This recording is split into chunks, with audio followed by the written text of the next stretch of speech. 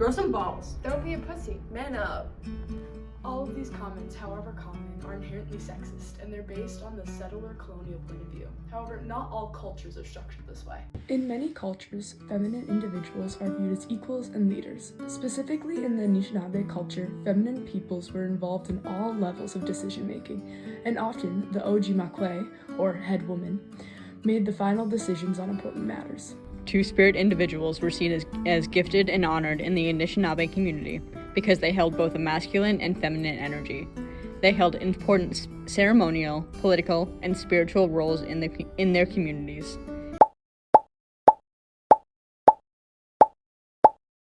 Savannah LaFontaine Graywin was a 22-year-old woman living in Fargo, North Dakota.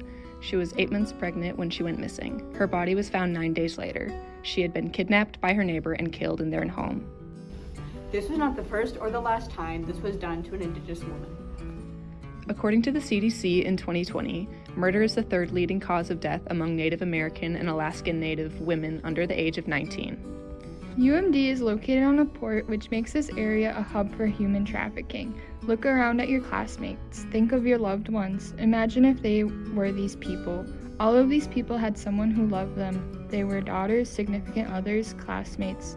Those opportunities that you have today were stripped from them. If feminine individuals are so powerful and important, why does this happen?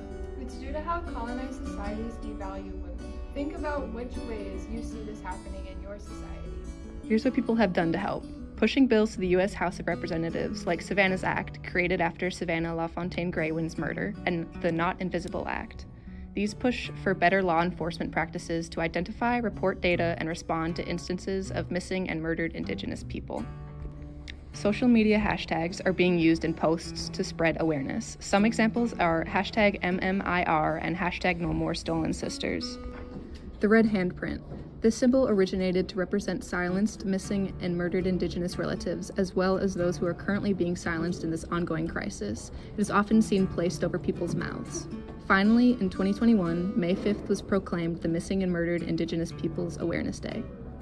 Here's how you can help. Stay up to date on your local missing persons list. Consider getting a missing and murdered Indigenous relatives license plate. This license plate donates to the reward fund specified for Indigenous peoples.